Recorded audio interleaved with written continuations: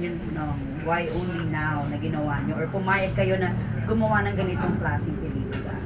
Well, may mga fairy godmothers kami na nagkaroon ng interest. I think we finally found producers that are brave enough to make this project happen. And after all this time, ayun na nga, syempre we wanted naman to...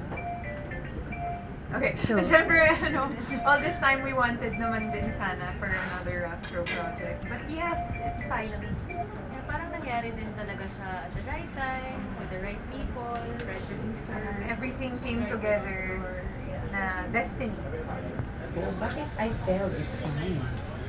Si Direk sasabi niya, mag-explain kung bakit. Kasi may paghulog talaga. Nangyayari, literal. Literal. And figuratively, meron din talaga emotionally. But okay lang, it's fine. It's fine. Yung explanation, basta But it's fine. How many years ago you Richmond's daughter? 11. Wow! 2015. So, more than a decade na. Oh, wow. Yung ganun. Pero nag-reunite naman kayo sa Encantadia. Pero magkaaway na. That's right. Kamustahin ko lang din yung Encantadia. Bago tayo sumabak sa mga juicy questions, tatanungin ni Ana si Rezo. Charot, joke lang. Hindi, sorry. Encantadia, kamustahin lang namin. Siyempre si Mitena nagkakaroon ng mga parang lumalambot ang puso, pero hindi pa rin natin sure kung ano. Pero na, eventually, nag-reunite na with your Kaya nyo pa ba? with the other side. Ang kuya. Pasensya na last week lang siya pumasok. Last day niya na. Kamustahin lang namin, alam namin kuspusan pa rin ang taping. Kuspusan. Talagang sobra pa rin ang taping ninyo for coming to the finale. Rian, ikaw muna, anong aabangan pa? I think for the next few weeks, it's really gonna be more and more exciting. Kasi feeling ko sa part ni Mitena, marami nang nalilito kung ano ba talaga yung loyalty niya, kung saan ba talaga. So, malapit na talaga nating ma-reveal. It's gonna be next week or in the next 2 weeks, malalaman yun na. And ayun, painit ng mga magaganap. Speaking of Aapoy na mainit kami. no? Speaking of mainit. Yes, lumabas na ang mga bagong kapangyarihan ni Perena. Okay na siya talaga, hindi na siya cheated finally, and nag-reunite siya with her sisters. At nakita rin naman natin na umere na ang puksaan nila kay Gazan.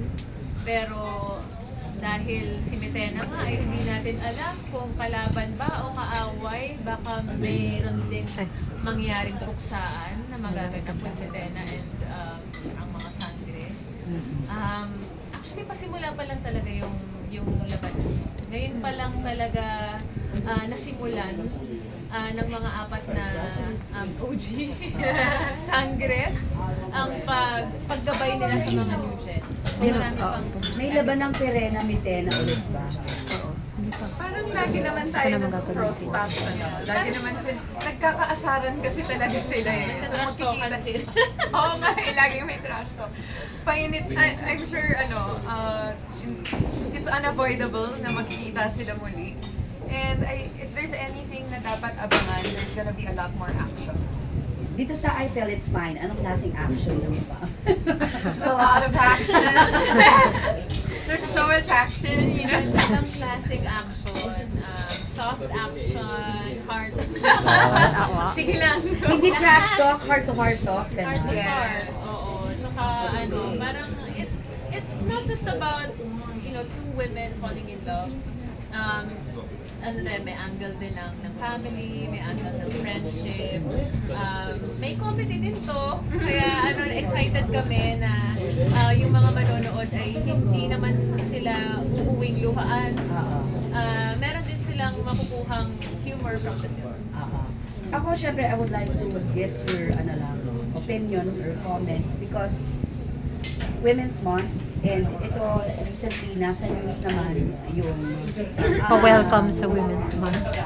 Pa-welcome sa Women's Month. Pa-welcome sa Women's Month. Kasi bilang kasama rin si Ann Curtis is also is also an actor. Kumbaga, parang, syempre kayo bilang kapwa-artista o kapwa babae, what's your take on this issue? What's Glyza? Sa totoo lang, nakakalungkot na until now, meron pa rin mga ganong klaseng mag-isip na tao. Siyempre, hindi natin may iwasan kung anong magiging opinion nila, but I think it will only make us stronger. And importante rin talaga na magsalita pa rin about it. Kasi hindi pwedeng hindi natin siyang hayaan, so that many people will be aware.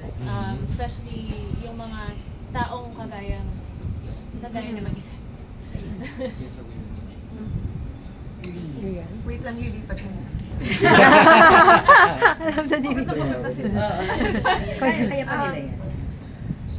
Yeah, I think there's no place for this kind of behavior in 2026.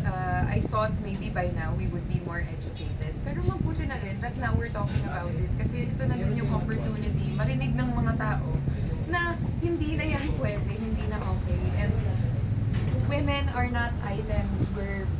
We're human beings with hopes, dreams, and you know, we need to be respected also. Na when you think of a woman, even in a relationship, it's not about ownership. It's partnership, it's equality.